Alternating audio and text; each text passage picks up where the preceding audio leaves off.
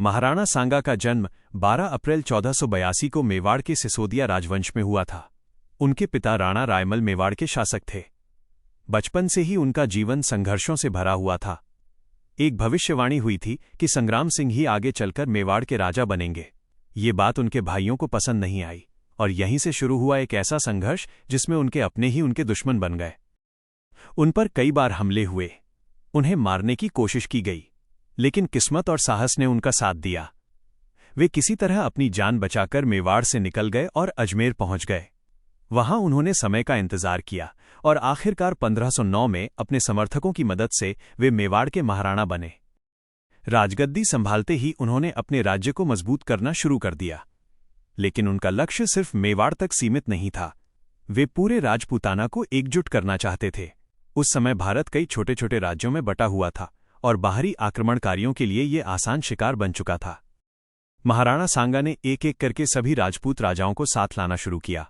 उन्होंने संधियां की, एक विशाल राजपूत संघ बनाया और धीरे धीरे उत्तर भारत में अपनी शक्ति स्थापित कर दी।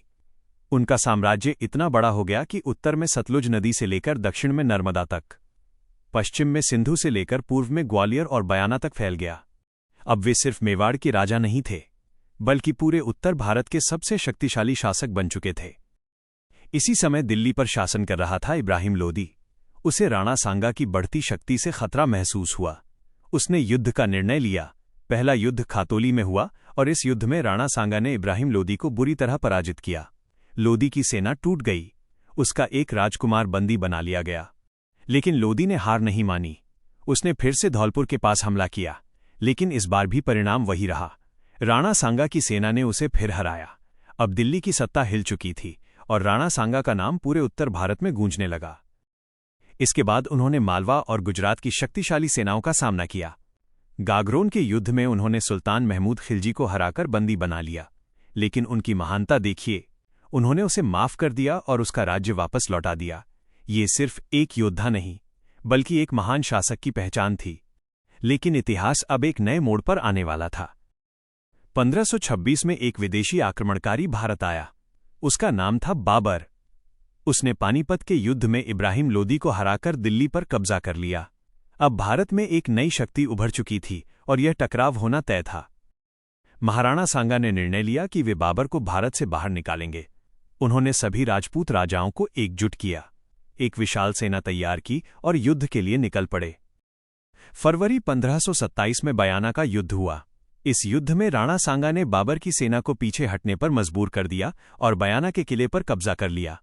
यह जीत बहुत महत्वपूर्ण थी। इससे राजपूतों का मनोबल और बढ़ गया। लेकिन असली युद्ध अभी बाकी था।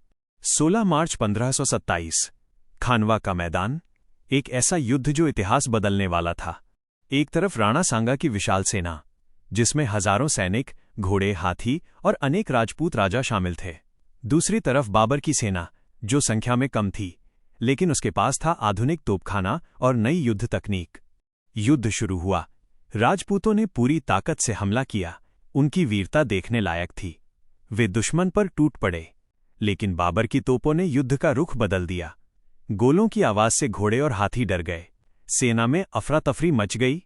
इसी बीच राणा सांगा गंभीर रूप से घायल हो गए। वे बेहोश हो गए।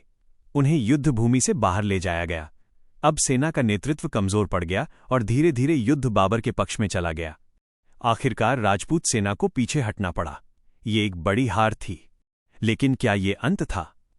नहीं। महाराणा सांगा हारकर भी अमर हो गए। उनके शरीर पर 80 से अधिक घाव थे। उन्होंने एक आंख खो दी थी, एक हाथ खो दिया था, एक पैर से लंगड़े हो गए थे। फिर भी वे युद्ध लड़ते रहे। ये किसी सामान्य इंसान की बात नहीं थी। वे फिर से युद्ध की तैयारी कर रहे थे। वे बाबर से बदला लेना चाहते थे, लेकिन किस्मत को कुछ और मंजूर था। 1528 में उनके अपने ही कुछ सरदारों ने उन्हें जहर दे दिया, क्योंकि वे बाबर से फिर युद्ध नहीं चाहते थे। और इस तरह एक महान योद्धा इस दुनिया से चला गया। लेकिन उसकी कहानी, उसकी वीरता, उसका साहस आज भी जिंदा है।